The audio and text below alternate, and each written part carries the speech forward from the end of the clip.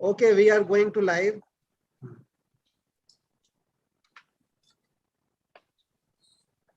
नमस्कार, good afternoon. साहित्य अकादमी और नमस्कार foundation of shark writers and literature की तरफ से संयुक्त आयोजित यह कार्यक्रम south Asian online literary conference जो 6 तारीख से आज 9 तारीख तक संपन्न हो रहा है, ये इसका सेकंड लास्ट सेशन है। मैं आप लोगों का हार्दिक स्वागत और अभिनंदन करता हूं। इस कार्यक्रम में हमारे बीच नेपाल, भारत, श्रीलंका और बांग्लादेश के कवि मौजूद हैं, उपस्थित हैं। कुछ एक दो कवि बाद में जुड़ेंगे भी, सब लोग अभी नहीं जुड़ पाए हैं, लेकिन हम लोग एक एक करके सभी को सुनेंगे। तो हमारे साथ अजीत कौर जी भी मौजूद हैं, उनका भी स्वागत और अभिनंदन है। और हमारे साथ जो इस कार्यक्रम को देखने वाले लोग हैं, जो यूट्यूब के माध्यम से इस कार्यक्रम को देख रहे हैं, उन सब का भी अभिनंदन करता हूं, स्वागत करता हूं और कार्यक्रम की मैं शुरुआत करता हूं। इस कार्यक्रम की अध्यक्षता कर रही हैं प्रोफेसर सुकृता पॉल कुमार जी, जो अभी जस्ट वो ज्वाइन कर रही हैं। तो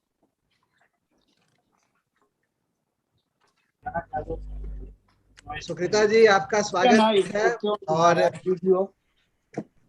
आप अपना वीडियो स्टार्ट कीजिए और आपकी अध्यक्षता में यह कार्यक्रम हो रहा है। मैं आप इस अवसर पर कुछ बोलना चाहेंगी शुरू में या कि अंत में बोलेंगी? सुकृता जी। हेलो, आपको आवाज आ रही है मेरी? जी जी, आप अभी बोलेंगी या कि अंत में अपनी कविता के साथ समापन करेंगी? मैं अंत में कर दूंगी, अंत में कर दूंगी। सॉरी, मेरा यहाँ पे नेट नहीं चल रहा था। जी जी, ठीक है, कोई बात मैं नहीं। ऊपर आके दूसरी जगह से आके कर रही हूँ। ठीक है, हम लोगों ने कार्यक्रम शुरू कर दिया है, ये ऑन लाइव चल रहा है। जी जी, माफ कीजिए। हाँ, ठीक है, ठीक है। तो सबसे पहले मैं मिनोचा जी को आमंत्रित कर रहा हूँ कविता पढ़ने के लिए। हमारे पास हर कवि के पास 6 मिनट का समय है कविता पढ़ने के लिए। तो मिनोचा जी, please unmute yourself. Yes.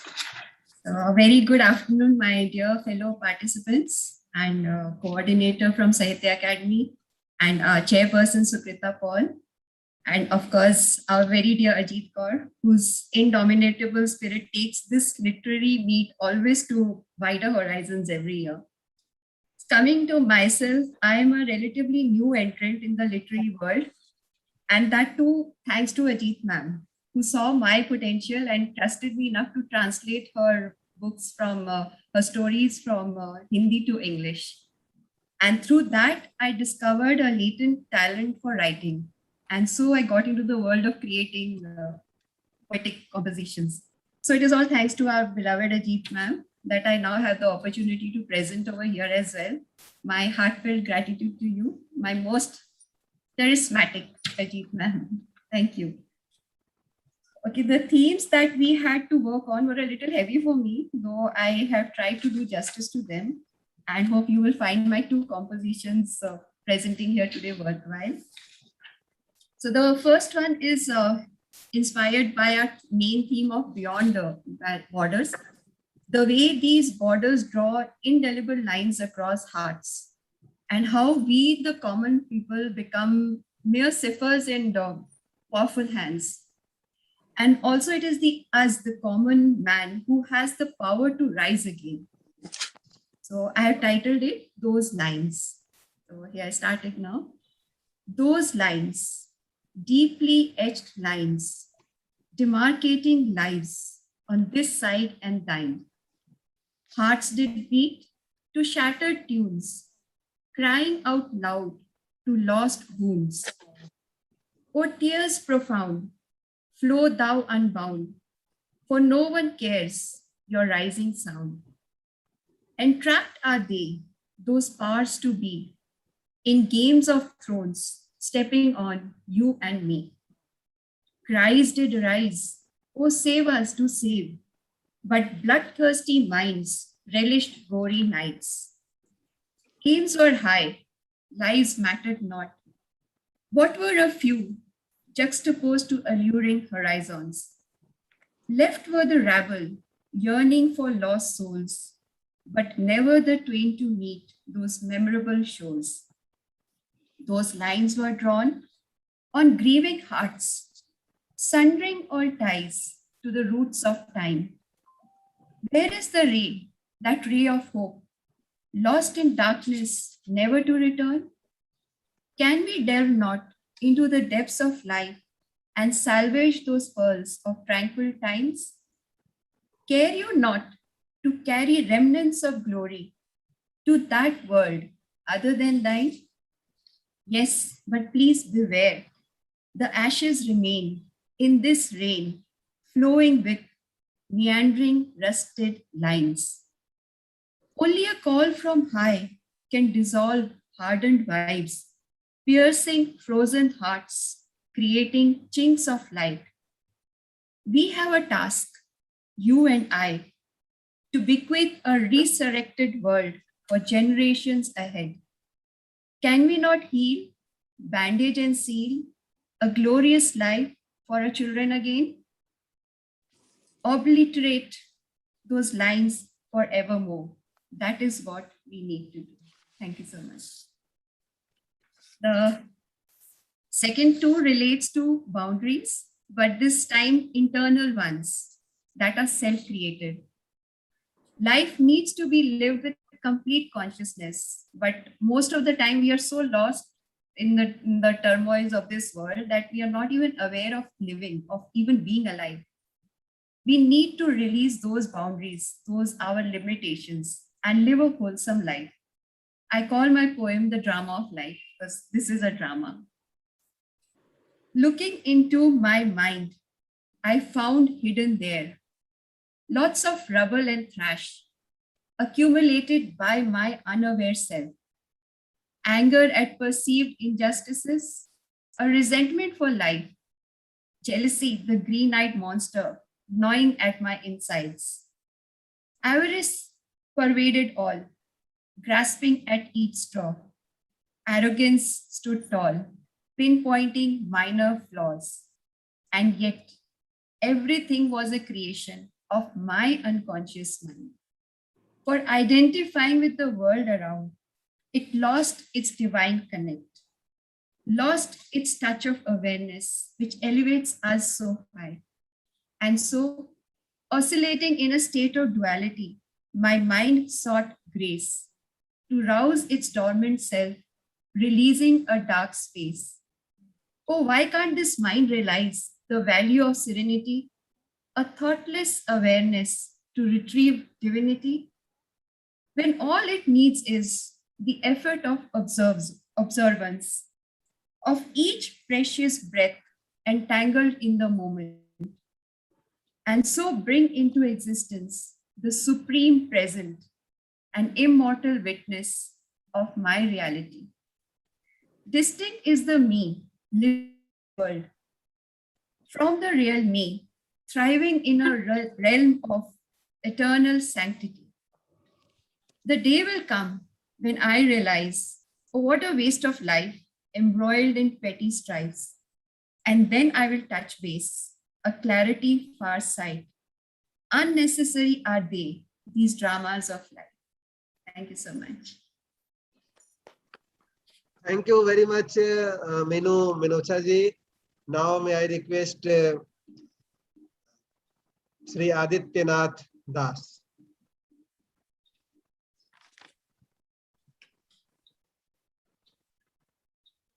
Namaskar, I'm Adityanath Das. My poems were written long time back, and I'm a civil servant, just superannuated. They were published recently, and the name of the book which was published recently is known as Dancing with the Dreams. And I said, Journey from Me to Myself. So I'll just read two poems. One is this one, another I'll read, which is about the strife and the things which he faced today. So first I will read out my poem. There is a world outside me, and there is a universe inside me. And there is a bridge that separates and travels to your world. Every sunset, I hold one arm and come home to my universe. Every night, I lie down in two arms and sleep with the dreams of your world and my universe. And only prayer I have on my lips, may I be the bridge and may you be the arms, and between your arms, the twain shall meet. This was my poem, which is known as From Me to Myself. Now, another poem is a little bit, this was written when there was riots in our country, which are there a long time back, Moradabad riots. So I wrote this poem after those riots. It is called Apocalypse Too Soon. Why should I find fault with the bright lights? It's my eyes which fail to see the truth. Moving shadows of distrust get enmeshed with the lurking figure of fear. Chill of blood simply evaporates in the heart of hatred. Then compassion is contemptible and kindness meaningless. Why should I find fault with my gods? It's my heart which has lost the divine touch. No one shall be forgiven. No one shall be exempted. For the flow of blood will not remain confined to the city squares. It will come to my door, enter my home, and my hands will be red. Then I will not be able to tell my own blood from my enemies. Why should I find fault with apocalypse? It's my ignorance which caused it too soon. These are the two poems from my book. Thank you.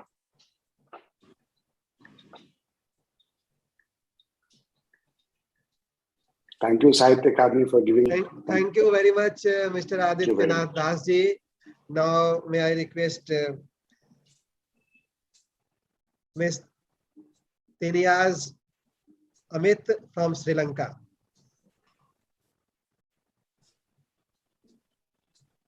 Thank you. Hello everyone. I hope I'm being heard clearly. So my name is Teniaz Amit. I'm from Sri Lanka. So I write poetry and prose both in English and in Sinhala, and I translate creative content also. For me, writing is a very personal journey, and most often it's influenced by my own life experiences as well as the stories that I see around me. So for this particular one, I've selected two poems, which one very much strongly sort of goes with the theme of beyond borders, where I try to kind of see how identity, so most of my writing is also about it, where you're in a country like Sri Lanka, and my religion is Islam. I'm a Muslim, but I'm a Sri Lankan Malay. I'm a woman, I'm a working woman. So there's a lot of identities that come around me. So it's like trying to look at several sides of one story. So the first poem that I'll be reading today, it's a bit long, but it's called Eve, Now I Know. So it's an attempt to see like the untold side of one of the most known stories in human civilization, and how Eve is blatantly accused of the fall. Okay, Eve, now I know. Eve, now I know why you gave into temptation, why you welcomed the prospect of freedom, knowing it would bring you doom. Now I know why you finally smiled as the fallen angel yet to fall led you to the forbidden tree. Eve, now I know that it was not sudden, it was not spontaneous. I know that you must have spent many nights thinking, pondering, arguing inside your head. You must have had long silences that no one noticed, when your mind beat harder than your heart, trying to see through the mist. And when the angels sang their praises of you and of that first perfect creation of the Creator, you must have stood silent, one step behind him, shadowed by the glowing light that encircled him, praised, adored, applauded. And during the long, lazy days amongst the skies and the stars, you must have wandered alone, seeking something meaningful than an eternal life of serving one man and one creator.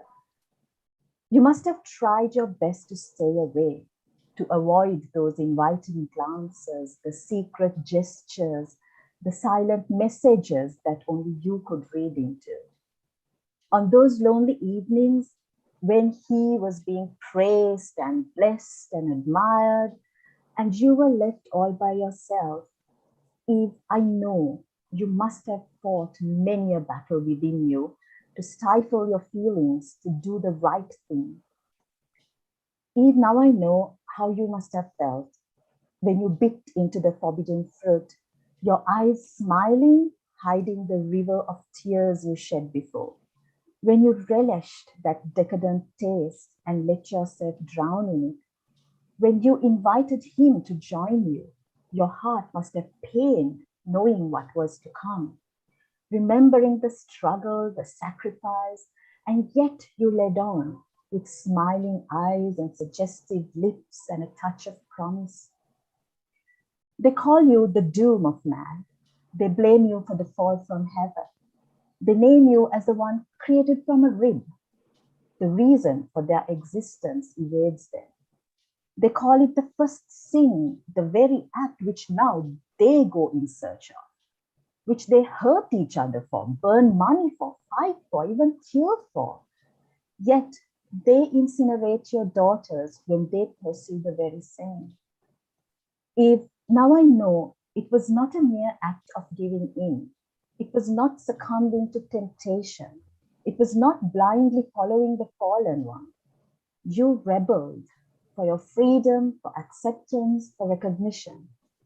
You retaliated against the oppression, the degradation, the enforcements. You revenged both the man and the angel who used you. Eve, I hope you now know that we, your daughters, don't blame you.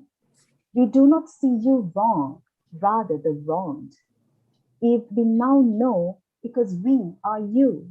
Millions of years later, we remain to be you, searching for that bite of freedom.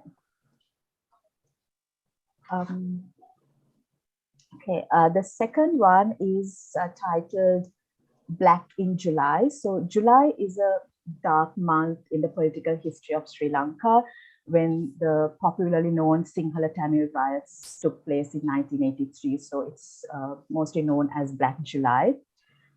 This poem kind of blends these sentiments with a bit of a personal loss when I wrote it last year. So incidentally, it was after I shared this that I understood the international sentiments of this as well, because this was just after the murder of George Floyd and the Black Lives Matter movement had rose again. So Black in July. Turned black this July too, just like the many other Julys that came before.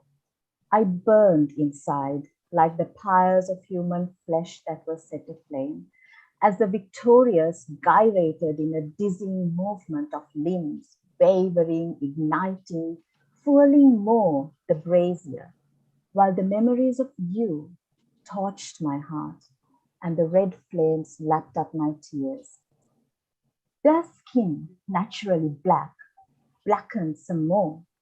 Dark black, deep black, tar black, scorched black, black as the burning flesh on a barbecue grill flamed for too long. I prod and poke the ashes of my memories like I did the day after the black night, when the sun rose red, indifferent to the wails of the night before, believing that it had dispelled the blackness. The ashes, flakes, fragile, fragments, just like my memory of you today. Thank you. Thank you very much, Ms. Tinaz Pamit. Now may I request Sri Hemraj Kafle from Nepal to recite his poems. Namaste, everybody. Special namaste to Ajit ma'am. This is the first time we could see each other. Although I wanted to participate last year also, it was somehow missed. So I'm from Nepal, teaching in Kathmandu University. I write poetry, songs, both in Nepali and English. So glad to be in this session. So I would like to start my poem straight away. 2 short poems. The first one is titled Learning to Walk. This is one of the poems that I have been reciting very often in different forums. The first time, walking through a crowd, I trampled someone's toes and apologized. The second time, walking through a crowd, I hit someone's heel and apologized. The third time, walking through a crowd, I elbowed someone's armpit and apologized. But I learned to walk through a crowd of myriad emotions and disciplined my steps. I still walk through a crowd. Now someone tramples my toes, hits my heels, or elbows my armpit and walks away without apology. But I keep walking, as always, through the crowd, thinking there is always someone around who is learning to walk. That was the first poem. Okay.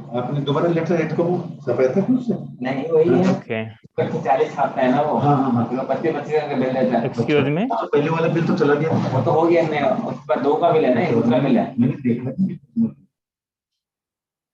Okay. Yeah, am I audible? Yeah, please All continue. right, I'll continue. My second poem is titled Arya Ghat Spectacle. This is about the place adjacent to the temple of Pashupatinath in Kathmandu, the crematory, the place of cremation, which we know as Arya Ghat in Kathmandu. So the poem is titled Arya Ghat Spectacle. Golden head of the deity, magnificent carvings in old shrines, melodious hymns, harmonious rhythms, intermittent chants and knells. Tourists chancing to click the splendid heritage, lovebirds strolling to and from the woods above, people busy babbling, sobbing, wailing, and choking with grief and smoke. The splendid, the commonplace, the old, the young, the rich, the poor, the living and the dead. Corpses brushing past bystanders, corpses washing up in the Bagmati, corpses waiting for pyres, corpses singeing in lousy fires, cremators poking at smoky hips, vagabonds warding off vagabonds, drunkards cursing unknown molesters, monkeys groaning at trespassers, dogs sniffing leftovers, flies flying from dirty ground to dead faces, from dead faces to living faces, thick smoke from half-baked cadavers, filthy holy water of the Bagmati. And there you are, a speck in the spectacle, lost in the chaos, yet relieved in epiphany that all worries end here, singeing with your cadaver. Your darlings and kinfolks choked with smoke oozing from your pyre, devotees, priests, tourists, lovebirds, vagabonds, drunkards, monkeys, dogs, and flies on their usual errands, cremators poking at your remains, the wrath, the wails, the ritual attendants, and nonchalant gossips. The spectacle is eternal. Thank you. Thank you very much, Sri Hemraj Kafle ji. Now may I request Sri Mithilesh Srivastava from India.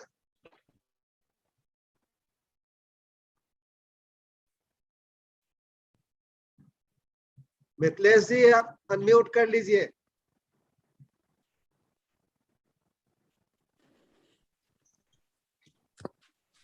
Thank you for giving me this chance to read. I would start now.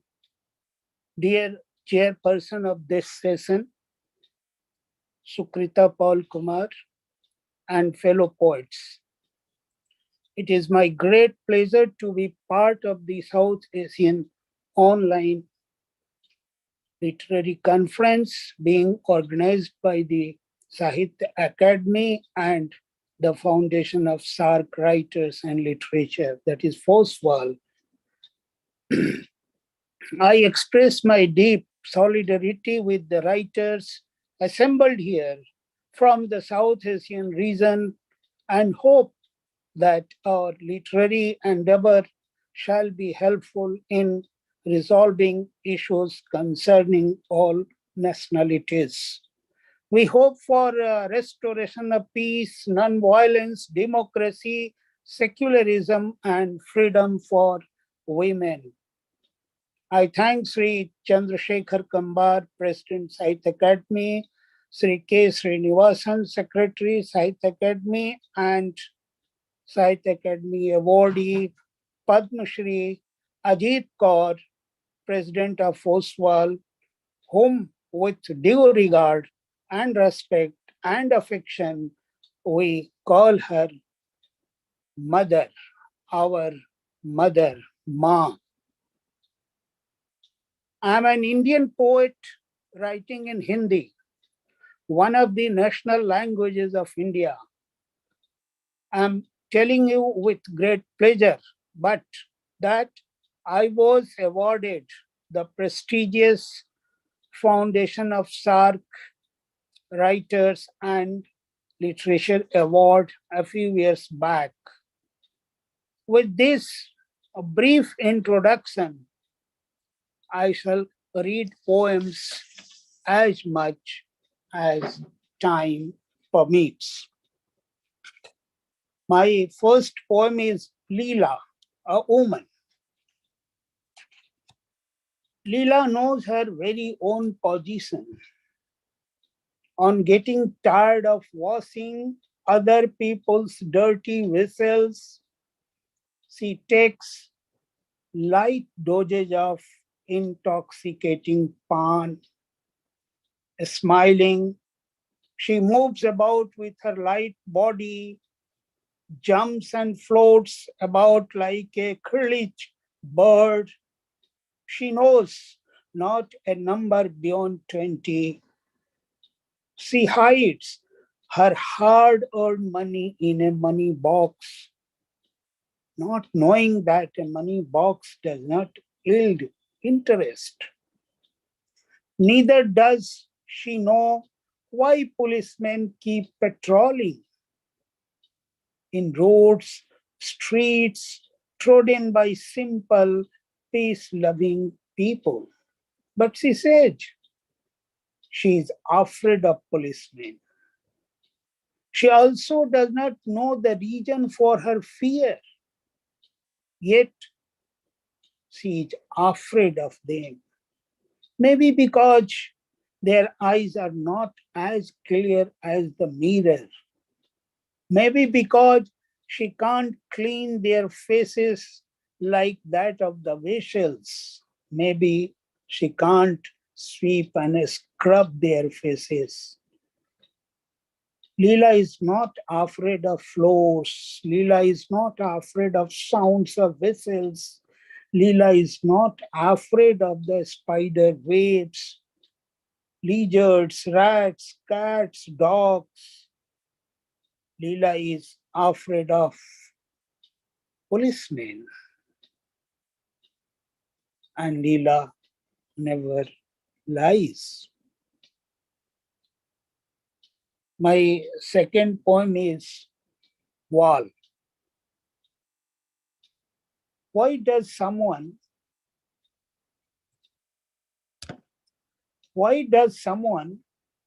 read the writings on my wall and tremble after reading them. This is my wall, my place of worship, bereft of an understanding of my musings, the reader of my musings being to worry. Read the writings on my wall with thoughtfulness, my friend. Besides pictures, prayers, and sorrows, there are also slogans on the walls. Like the slogan, I read on a wall. People can live without love, but not without fear. This slogan has now become a verse in my poetry. People squander away their surplus income and only sympathize with the marginalized. Look at the wall as a wall. Fear not. You too stick any poster on this wall. You too hang any of your sorrow on this wall. Draw a picture of people burnt away in the month of May. Tell the children to splash colors on the wall. Say not a word to anyone. Just understand that this is the wall which, when transformed into a house, appears beautiful, even when water flows from its broken ceiling. Can I read one more poem? हाँ पढ़िए पढ़िए मिथिलेश जी, एक पढ़िए और. Okay.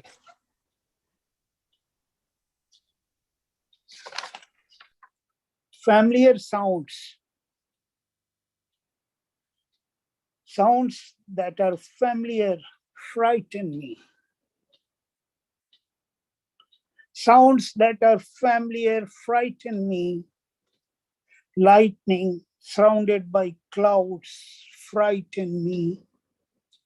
Closing of a door on second floor shakes my apartment on the first. Sound of the ball of a playing child almost frightens the lower floor.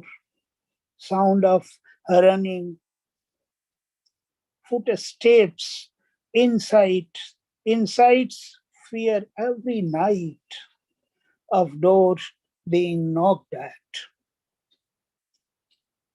Sound from second to the first floor seems coming from a distance. There is a mother growing old. There is a mother growing old somewhere in the distance. An unemployed brother who reaches home late, sometimes does not return at all, slips into bed when returns. Avoid dreaming and babbling in sleep. There is a sound of these as well. Namaskar. Thank you. Pranam. Thank you very much, Mithilesh Srivastava ji. Now may I request Miss Molly Joseph to recite her poems. Thank you. I think I'm audible enough. Am I? Yeah, please. Yes. Greetings from Kerala, India. Dear esteemed sole force behind this meet, Ajit Korma, and Foswal and Sahitya Academy, and respected chairperson, and honorable poets who have gathered. I am Dr. Molly Joseph, a professor poet, retired.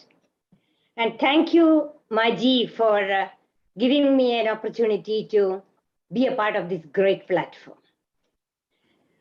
I remember our last meet at Delhi where we were basking in the togetherness of Afghan poets and see how times have changed. And yes, life pulsates on the uncertain, unpredictable. I have done my doctoral work in post-war American poetry, which reaches up to the contemporary. And the fragmentation around was actually baffling me.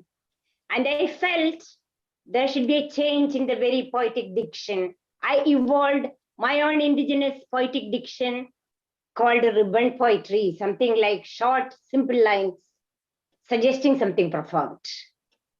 And in literary circles, it has gathered influence in the sense through the minimalities suggesting the maximum. So without wasting much of time, I'm just going into my poems. As it was given in the direction, we are supposed to give our notions of a poet. Who is a poet in contemporary times? Yes,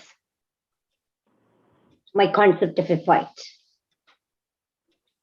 Life touches.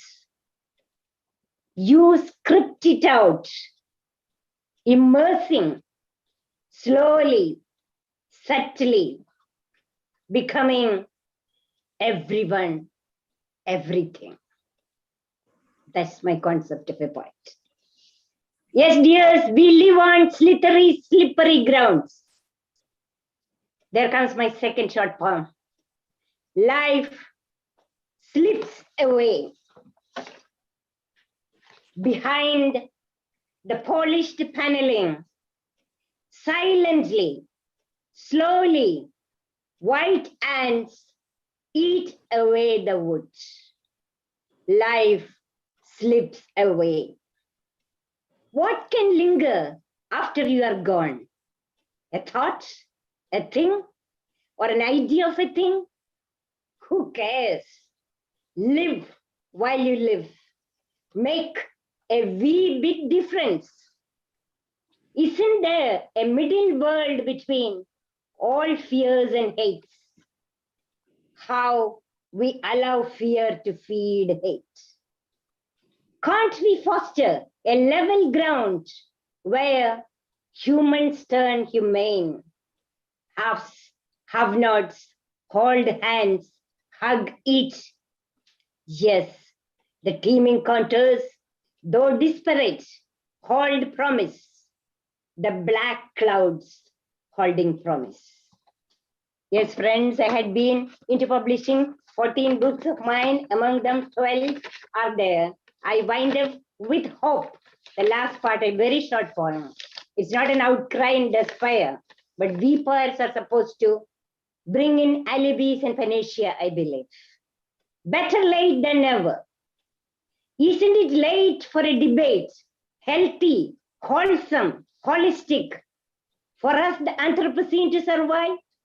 Yes, better late than never.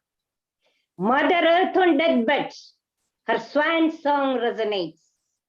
We, the Homo sapiens, the culprits, short-visioned, greedy, drying up oceans, blocking rivers, building idle projects, destroying balance of biodiversity. Now planning to set up satellites in space with huge mirrors to reflect and refract sunlight in desired directions, destroying the organic rhythm of nature. Where are we heading to? Encroaching habitats of non-human species who have equal rights on Earth. How we cause transmission of toxic zoonotic virus, which turns mutant, causing epidemics. Where are we heading to? Who is to be blamed? Semitic religions that bred the arrogant hegemony of man as a master of the universe, or the rash use of science for self-appeasing growth, for nations to run roughshod over each other. High time to stop our blame game, to sit around the table of debate, healthy, wholesome, holistic. Thank you, Oswald Literary Academy, Ajit Kaur for giving me this opportunity. Thank you so much. Thank you, Dr. Molly Joseph ji. Now may I request Sri Somasri Ekanyake from Sri Lanka to recite his poems. Hi everyone, Namaste. First, I would like to thanks for Madam Ajit Ko and organization committee for giving this golden opportunity for us. Telling something about me, myself, I'm Somsri Ekanayaka from Sri Lanka, and I started my literary career by providing poems and short stories to the weekend newspaper and magazines. Then I published my first novel in 2005 and first short story collection in 2007. However, after 10 years later, I published my first poem collection in 2017 and then second poem collection in 2019. These days I am preparing to publish my another new poem collection. So that's about me. Today I'm going to present two poems. Actually, usually I'm writing by my native language, but these two poems were translated to the English by my one of friend Nisansala Dharamsena Bartholomeus. She is also a very brilliant poetry and literature reviewer in Sri Lanka. So now, if you give me permit, I'm going to present my two poems. My first poem is based on the broken relationship due to the war. The title, We Are Just Remain of an Uninvited War. If you have time to spare, we can have a cup of tea, sitting side by side, reminiscing over the memories of the past. Why worry over the place to meet when the space between leaves turned into a universal itself? When broken memories are heaped like mountains, rusted and fields and traps, let the past rest and as it is, and let us meet as it by chance, collecting the flowers of love burn in our hearts. Let us share our thoughts like the first day that we met. I will ask of you, if you still love me, will you be asking, do you understand?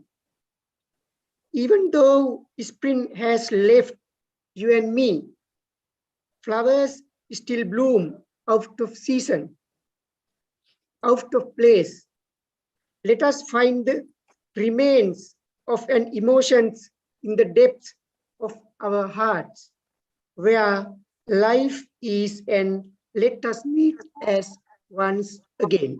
That is my first one. Now I'm going to present my second poem.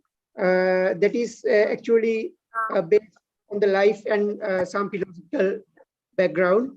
The title is Enjoy Life from Season to Season.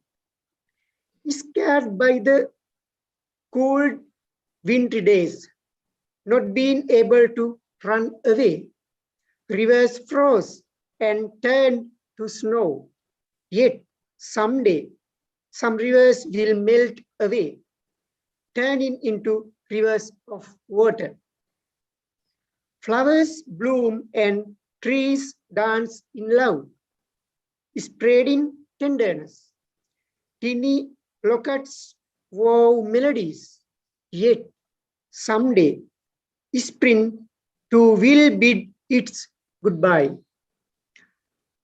Some same trees will silver over the winds of autumn, shading lives in fear and in pain, letting go of life of a generation, yet someday giving birth to a new life, a new generation. When summer comes your way, burning is sweat, green grass withering and drying away, wildfires spreading over dry leaves. Yet someday cloud melting together will bring in rain. Ending of starting is an ending itself. Ending is a starting. Starting is an ending. Fall in love with this tender life, where ending and beginning are blurred and mixed away. Laugh, weep, farewell said, let go, yet meet again and again someday. That is my second poem. Actually, those two poems were translated my friend, as I said, Nisansala Bartholomew Dharmasena. That is she brilliant one of poetry in Sri Lanka. And thank you very much again, Madam Ajira and organization committee. And I would say that is very great pleasure for me to participate this very, very valuable event. Thank you very much.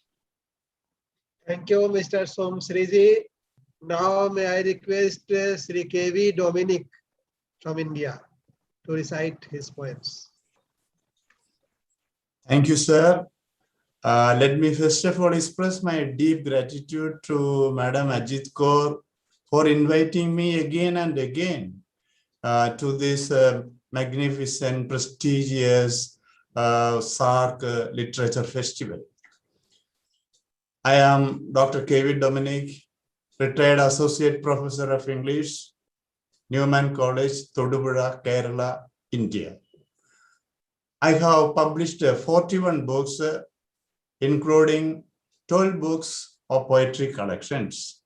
Besides, I am the editor of 2 international refereed biannual research journals and the secretary of Guild of Indian English Writers, Editors, and Critics. With this, I come to my poems. I am going to read only very short 3 poems. The first poem is entitled Crow, the Black Beauty. Crow, the commonest bird in the world, cleaner of kitchen garbage, has seldom been sung in praise by the poets. The poets hail cuckoo, skylark, nightingale. Parasite cuckoo lays her eggs in compassionate crow's nest. Unfortunate crow feeds cuckoo's chicks. Yet crow is not lauded and cuckoo is extolled. Crow's counterpart, dove, icon of love and innocence. Why is white attractive and black disgusting? When will crow be pleasing as cuckoo? When will the black be kindred to the white? When will the black and the white dwell in the same house and dine from the same plate? When will we behold God's creation with impartial eyes and find his beauty in all forms? Coming to my second poem, entitled, I am a red rose bloomed for all. The theme is ecofeminism. I am a red rose bloomed for all. Bloomed after thorny mounts. My sparkling hue and enticing fragrance, allure innumerable Romeos, dancing round and round, humming sweet love tunes, tickle me with fond kisses. I am alarmed of villains, Iagos and Dushasans, who will rape me and cut my body to pieces. Some chop me by neck and offer to the Creator, or deck their deer's coffin. My charm is lost when old. Then none will come near me, neither Romeos nor Dushasans. Discarded by all, I will return to earth where I was born. I have least grief in departure, since I served my mission well. Coming to my last poem, Shadows. It's about shadows of our lives. In my morning, I was thrilled to follow my shadow, allured by butterflies, tweets of birds, and beauties of nature. At my noon, I could conquer my shadow, stamping on it, facing extreme heat. In my evening, I fear I will be chased by my shadow and push me to pitch darkness. Thank you. Thank you very much for listening to me. Thank you very much, Dr. K.V. Dominic. Now may I request Ma'am Chobi, Arambam Ma'am Chobi, to recite her poem. She is from India, from Manipur. Ma'am Chobi ji.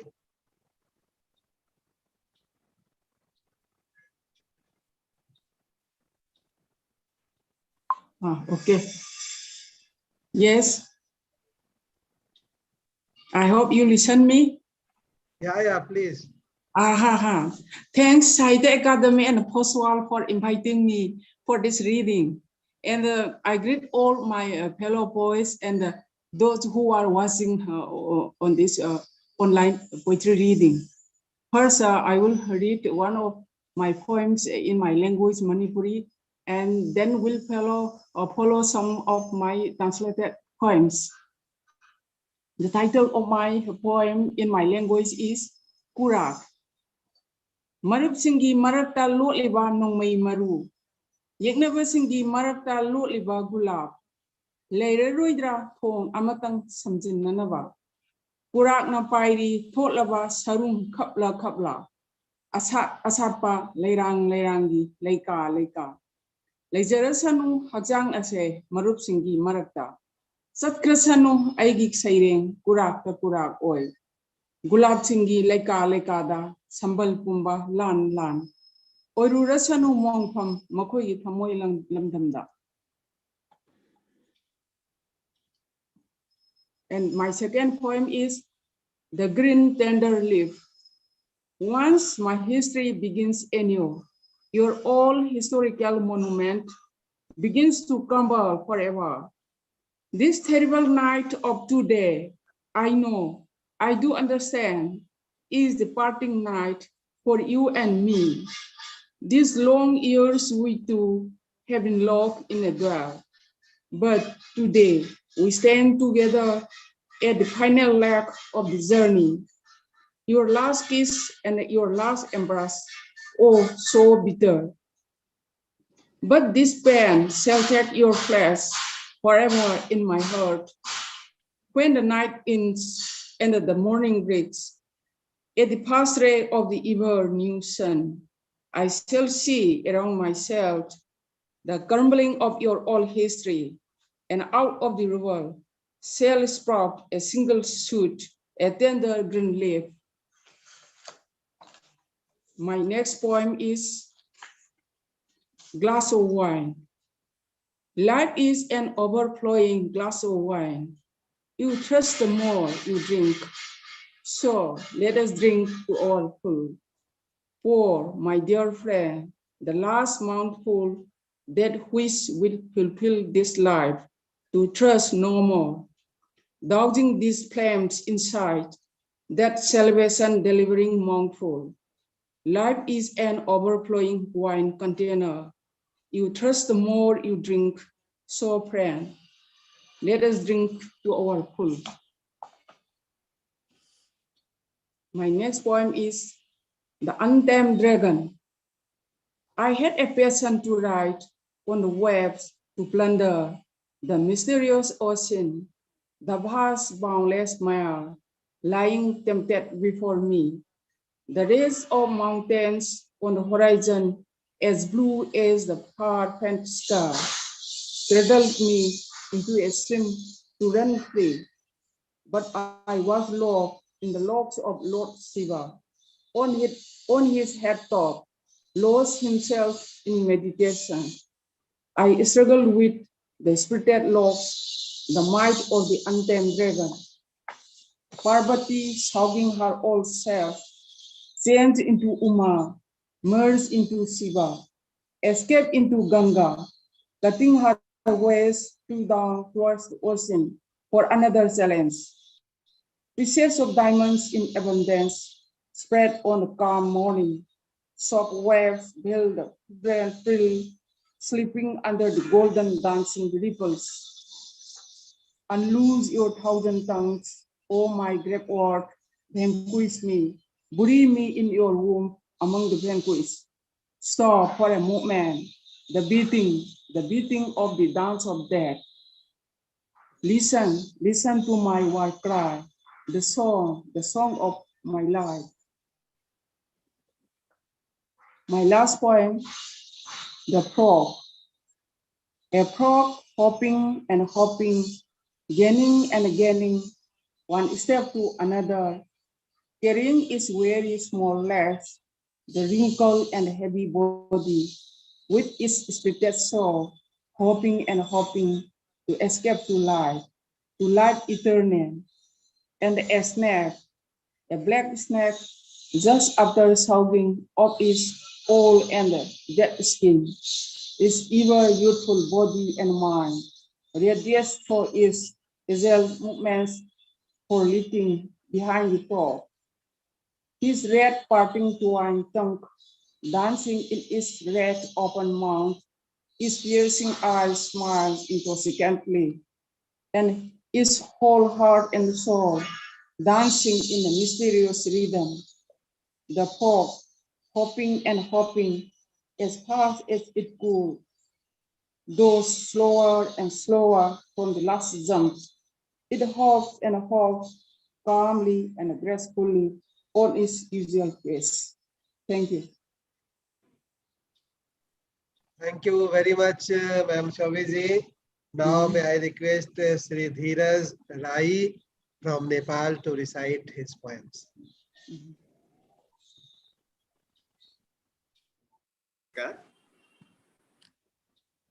Greetings from Nepal to respected chair and all the fellow participants and artists.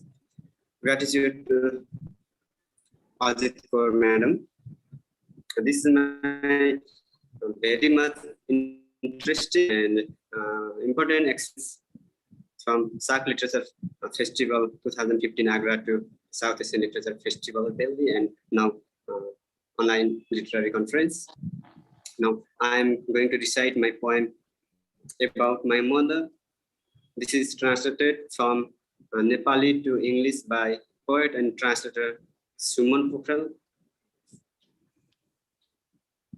I would like to dedicate this poem to late Taran Riyaz. About my mother. You got me trapped. How can I define my mother? If I was asked about myself, I would tell easily that the impudent character of the news, you read every morning is me. The giant metaphor that resides in your poetry and keeps gossiping against you is me.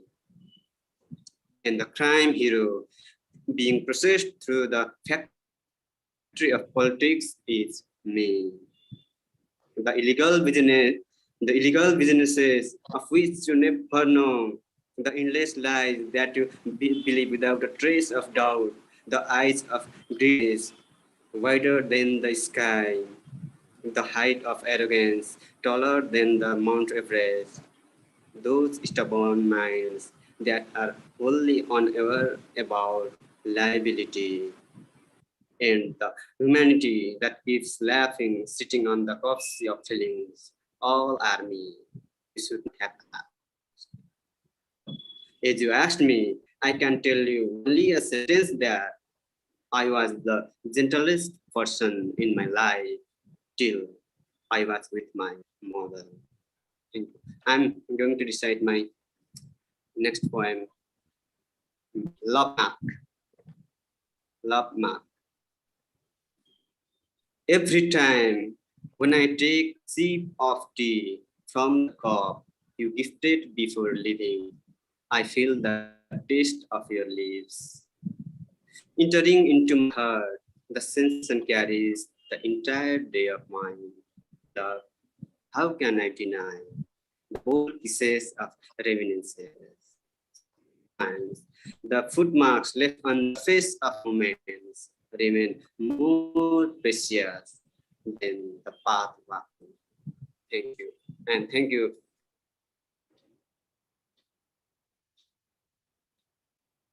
Sahitya Academy and POSPA. Thank you very much, Mr. Dheeraj Rai. Now may I request Professor Sukrita Paul Kumar to say a few words from chair and also recite her poems. Thank you very much, both Sahitya Academy and Ajit Kaurji Foswal. I'm sorry to have got delayed in joining for a few minutes because my net was not working downstairs. I had to rush upstairs to get to my computer that really works. So we are very dependent on technology, but thank God for technology that we are able to connect with each other. And thank you, Ajit ji, for making this possible, because I think this is where we need to become not just society of one country, but connect up globally in the context of fighting, pandemic, fighting all the various, onslaughts that are happening on us as people, as human species, many of them caused by our own selves. So I think it's the poets who have to really connect up more and more so that some sensitivity comes within us. And as we could make out, even in this session, for instance, whether it is the identity context, which, a Sri Lankan poet might bring up, whether it is a gender context, whether it is environment context, everywhere we have to come together. And even this issue of black and white that was, I think, raised by Dominic and in his poetry. And there was ecofeminism, and there was so many issues that came up only in this one hour long session. And I do believe that, we need to connect up on these various matters in order to not just sensitize ourselves, but also become activists in life, in living of life, in the context of saving our planet and our humanity. We have to also save our humanity, which we lose track of very easily. And poetry helps us in order to do that. So I think it's a very great idea to have poetry going on even in these bad times. And when it comes to, I'm not going to give a long speech or anything, but I just did want to talk about sensitivities and how we need to actually come together, have a meeting point of also differences. There has to be a meeting point of differences. If we learn to respect each other's difference, only then will we respect diversity. And I think diversity is absolutely important for us to survive, not only in this part of the planet, but everywhere in the world. We need to respect each other and our sensitivities. I have been in the earlier part of the pandemic times. I was actually doing a lot of writing as dialogues with Ganga. And this is because I was living by the side of Ganga for about a month. And some emotions and thoughts that were churned out in me, because Ganga is not a very simple river for us. It is a river of mythology. It is a river of philosophy.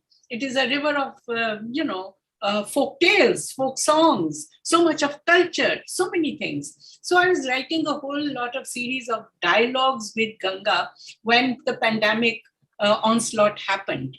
And so when that happened, I wrote the following few dialogues, I call them poetic dialogues. So I'm not going to read all of them. I'll just read 2, 3, or maybe 4 of small dialogues, just to give you a taste of what I was trying to do in as far as dialogues with Ganga are concerned. This is called Ganga Dialogues. Number 1. The world is coming to an end, O Ganga, not with an atom or nuclear bomb, nor with an earthquake or floods, not with a sudden jolt, but as a gradual spread, first of fear, then of asphyxiation. The war with the deadly virus has begun. Say, do you have a solution, O Ganga? Give us signs for the survival of the species. Or do you too wish for our extinction, just to be able to breathe afresh? Yes, we get it. The flow of life, like yours, must continue and not choke. The other one that I wrote, which also I will read, is still a smaller one. Stillness of trees becomes more still. With your gasping waves, O Ganga, running in exasperation to reach some destination, again and yet again, perhaps till the end of the world. With the inner eye you lent me, O Ganga, I saw Jesus with a stethoscope, carrying the sick and the old across your turbulent chest. Your waters stilled, ghosts arose from your depths to dance on your glassy surface, O Ganga, leaving no footprints for others to follow. Say, my dear Ganga, will he reach your shore across and leave us behind? And I'll just read one little more. I have about 50 of them, but I'll read one small one as the last one. My soul lies deep in your waters, O Ganga. My soul lies deep in your waters, O Ganga. My body must dive into the river from Himalayan heights, if only to embrace her. Thank you. Thank you very much for this opportunity. Thank you very much, Ajit Ji, Sahitya Academy, everyone. Thank you, all my fellow poets. Thank you very much, Sukrita Paul Kumar Ji, and thank to all the participants of this session who made this program successful. I request all the audiences for their comments. They may share the link of program within their circle through WhatsApp, Facebook, and Twitter. Kindly watch our last session, which will be commenced at 4:10 p.m. And I also request to view our other programs which are uploaded on the YouTube channel of Sahitya Academy. Thanks again. Namaskar. Thank you. Thank you. Thank you.